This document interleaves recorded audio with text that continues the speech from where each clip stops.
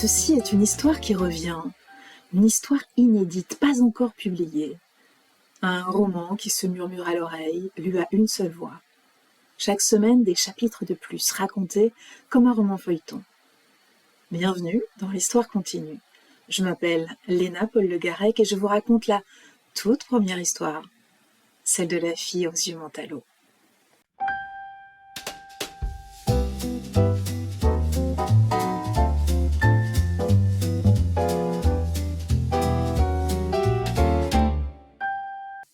Chapitre 9. Depuis l'arrivée du jukebox, Minty ne sait plus où donner de la tête. Elle navigue de l'un à l'autre, du flipper à la musique, délaissant le billard. Autant elle a vite progressé au jeu, autant le chant, ce n'est pas ça. Elle sonne faux. Sans cesse, elle fredonne et parfois pousse sa voix dans une mauvaise direction, avec l'ardeur des chimères. Elle y met un tel allant que personne ici n'oserait lui dire qu'elle pourrait provoquer des torrents d'eau, des doses de pluie, à en soigner la planète. Avouons-le, on ne l'écoute pas, on la regarde, et ça fait oublier le reste, tout le reste. Au fil des jours, elle développe son répertoire, et scrute dans le grand miroir du fond du bar chaque ondoiement de sa bouche. Sauf les midis où il y a les lycéens et qu'elle est au comptoir. Minty mâche alors son chewing-gum, fort, goule fermée. Seuls les molaires sont en mouvement, des coups secs, saccadés. Bien des fois, ses collègues de classe lui demandent si elle va revenir, mettre fin à sa vie buissonnière, si au moins elle va passer son bac, parce que ce serait bien de la voir. C'est utile pour le futur, disent-ils. Elle esquive, prend la tangente, ne sait pas encore. Elle sent bien qu'ils la prennent pour une romanichelle. Elle renvoie aux idées et calendriers grecs. Cela lui semble si loin, le bout d'un monde inconnu. Et elle en ferait quoi de ce soi-disant sésame? Elle a déjà les mots appris en imitant le beau langage de ses héroïnes. Ça lui suffit. Même si elle ne les comprend pas tous, pas encore. Elle devine le sens, elle pressent, un instinct. Et surtout, elle veut être célèbre, pas avoir un échantillon de papier en poche. Elle se dévoue, elle saura le pourcentage d'échecs. Il en faut bien un pour prouver que ce diplôme a encore un sens. Ils disent aussi qu'il faut savoir grandir, mais ils ne comprennent pas qu'il est là le problème. Elle est grande, elle n'a même jamais été petite, n'est jamais passée par la case enfance. Sa jeunesse n'a pas disparu. Elle n'est jamais advenue. Un saut d'étape à travers les flaques de la vie. Alors la sagesse, la raison, non merci. Déjà qu'il faut se farcir la maturité, ses obstacles et ses entraves. Lorsqu'elle ne sait plus quoi dire pour les faire taire, elle lance des répliques de film. Vous savez, dans Sur la route de Madison, lorsque Francesca dit à Robert « Je me comportais comme une autre femme et pourtant j'étais moi, plus que jamais. » Les phrases demeurent suspendues au-dessus du comptoir. Ils ne comprennent rien à ces énigmes, à ces formules nébuleuses. Pourtant, elle les enchaîne. Non mais, lance ce petit merde de Robin. Tu te prends pour Minty de Maupassant ou quoi? T'es devenue philosophe? Minty, la philosophe de la buvette. À Naples est née la tradition du café suspendu. Ce café que l'on offre à qui voudra. Eh bien, Minty réinvente la solidarité dans son bar de province avec des citations qu'elle sert à qui les voudra. Des citations suspendues. C'est son cadeau. Ses compagnons du lycée la taquinent aussi sur son nouveau prénom. Minty. Bien plus sexy que l'autre, le véritable. Ils ont l'élégance de ne pas le prononcer. Charrier à ses limites. Malgré tout, entre les silences gênés et les tirades, elle, d'ordinaire si volubile, peine à relancer la parlotte. Il lui renvoie la sensation de ne pas être du bon côté. Cette année, elle a les bourses, la famille d'accueil du bout du lotissement. Et Mike, pour la nourrir. Après, c'est loin. Ici, elle apprend. Elle n'est plus regardée comme la pauvre fille du dernier rang qui ne vaut rien, qui n'a rien à dire, comme si ne pas parler signifiait ne pas penser. Elle n'est pas non plus regardée comme l'orpheline que l'on héberge, bonne à repasser, aspirer et briquer la maison. Elle a un métier. Serveuse, c'est un métier. Et elle ne rechigne pas à la tâche, jamais, même lorsque ses ongles viennent d'être faits. Elle n'est pas économe dans l'effort, tant qu'elle se sait utile. Un métier, c'est mieux qu'un diplôme distribué à tout le monde. Ici, elle a un plan et un travail, quand bien même elle n'a pas de salaire. Que pourrait l'école pour elle? Mike est son prof particulier. Il lui enseigne la différence entre les alcools, les teintes de bière, le secret de la mousse sur le café, la guide dans ses premiers cocktails, les ruses pour ne pas boire les verres offerts par les clients. Ici, au centre du bar de la rue parallèle, il lui donne de son temps et de ses balivernes. Il lui apprend une autre vie, celle à l'ombre de Mike. Elle sert, la dose lourde, la main généreuse. Elle peut enfin compter sur quelqu'un d'autre qu'elle-même. Elle peut enfin tenter de tordre le destin et prendre la lumière du jukebox. Voilà l'avenir que Minty s'est tracé, fait de futurs immédiats et d'échecs invisibles. Elle n'a qu'un interdit, la cave, défense d'y toucher. Elle peut monter dans son appartement, mais pas descendre au sous-sol. Il faut dire que chez Mike, on flaire l'entourloupe. Ça sent la contrebande, le liquide sous le coude, l'alcool dilué et l'argent à absoudre.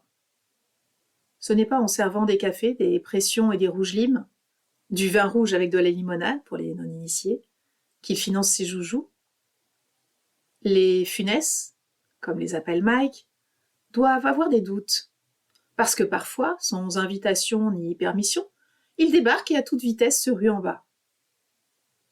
Alors la restriction, c'est peut-être pour garder l'emprise sur son territoire. C'est peut-être aussi pour la protéger. Chez Mike, ça augure le danger et les emmerdes. Comme ce jour où Max et sa mèche rebelle sont revenus. Il trimballe toujours des paquets étranges. Cette fois, ce sont 2 sacoches en tissu. L'une à l'épaule, longue, large, lourde. L'autre autour du cou, carrée. Il te faut un book si tu veux te faire connaître. Alors j'ai apporté du matériel photo. Attention, pas n'importe quoi. Je t'ai déniché le meilleur. Un équipement complet. Et de professionnel. À rapporter de Paris. Une surprise providentielle. Sauf que dans cette ville, dans ce bar, et plus encore dans la vie de Minty, rien n'a jamais été simple. Va te faire une mouche. Alors qu'elle se dirige vers le grand miroir du fond, Max, de sa voix râpeuse, ajoute « Et fais-toi une bouche bien rouge, une bouche de velours. Garde à ce que ça ne déborde pas. »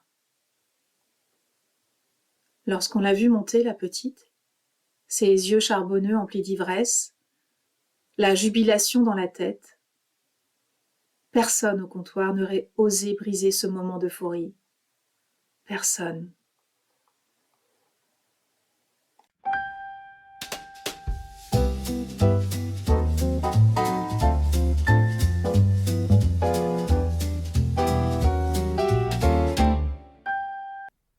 Chapitre 10.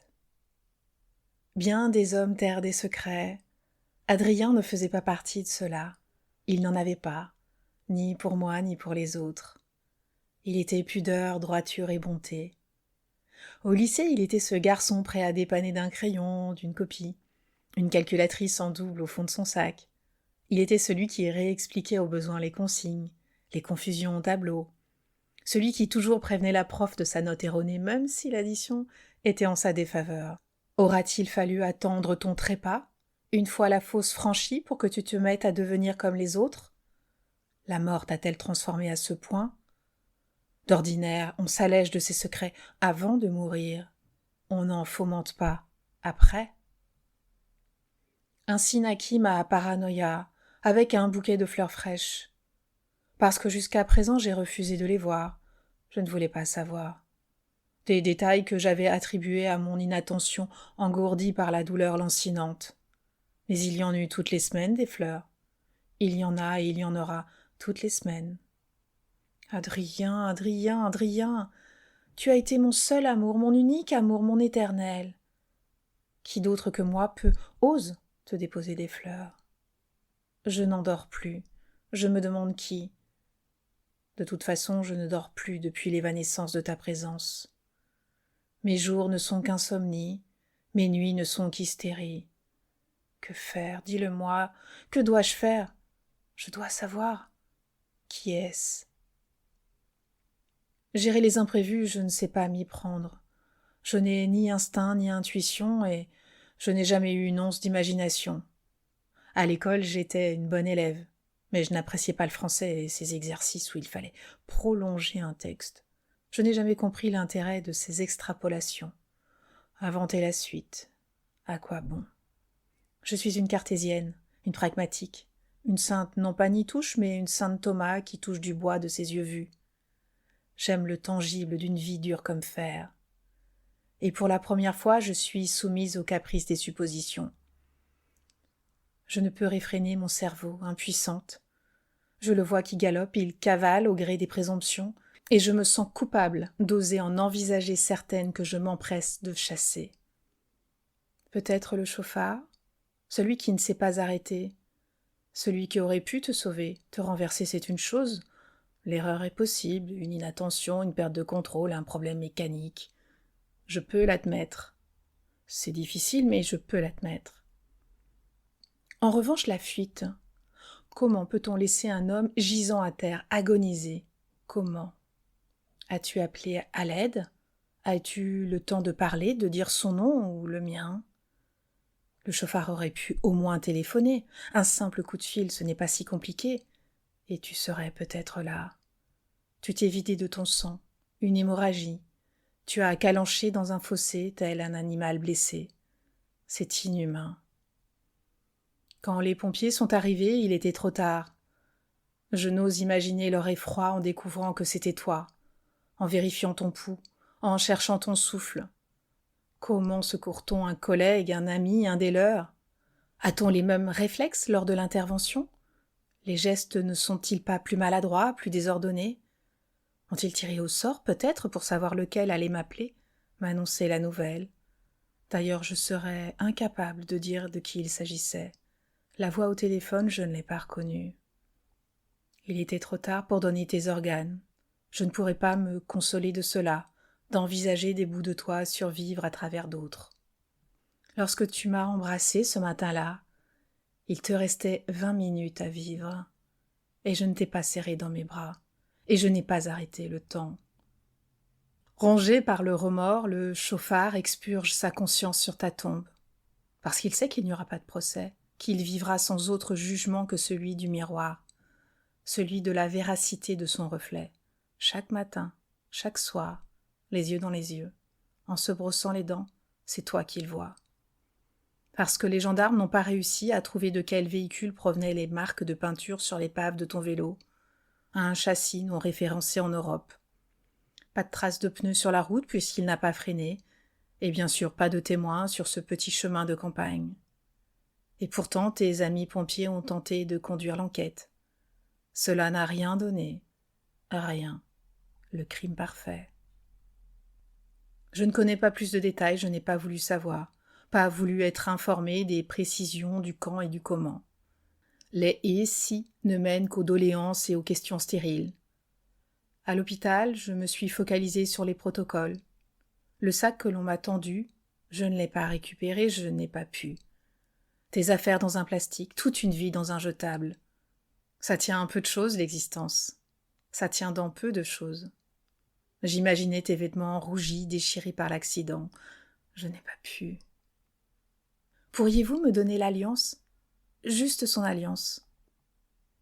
Parfois, je me demande, est-ce que le sang est encore là dans le fossé? Cette pensée est insoutenable. Est-ce qu'à jamais les herbes seront ensanglantées?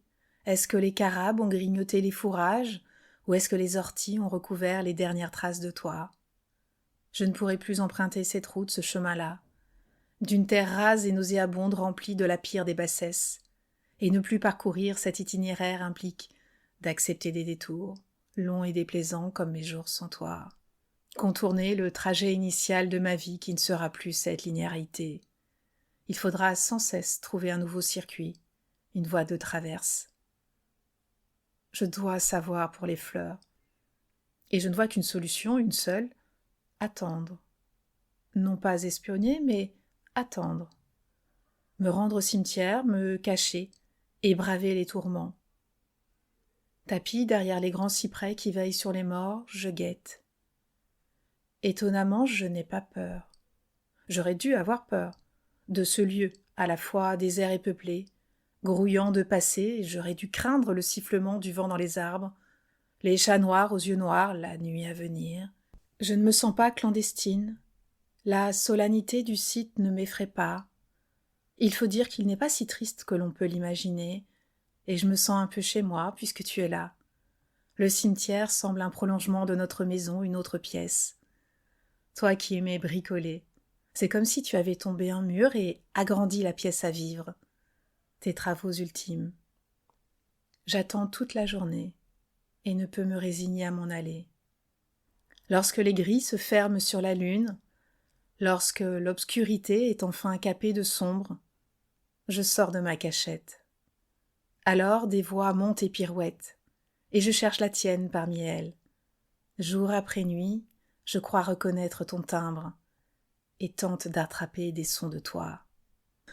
Parfois, puisque le lieu n'est rien qu'à nous, je m'allonge sur ta sépulture. Dans un silence complice comme avant, je me faufile sous l'invisible linceul. J'enlève mes chaussures et soulève ma jupe pour mieux te sentir. De mes doigts, je caresse une à une les lettres de ton nom, gravées sur la pierre lisse et dure. Adrien Grandlieu. Je colle ma joue brûlante et ferme les yeux. Mes lèvres langoureuses cherchent tes lèvres le long de ta dalle. Peut-être qu'en plaquant l'oreille, tu pourras te confier. Je m'abandonne au désir de l'étreinte, te serre et t'enlace. Et dans cette expérience nécro-romantique, je glisse sur le fil de la nuit. Je m'assoupis sur toi, alors que des secrets gisants sont prêts à s'enfuir. La vérité s'endort parfois, mais finit toujours par se réveiller.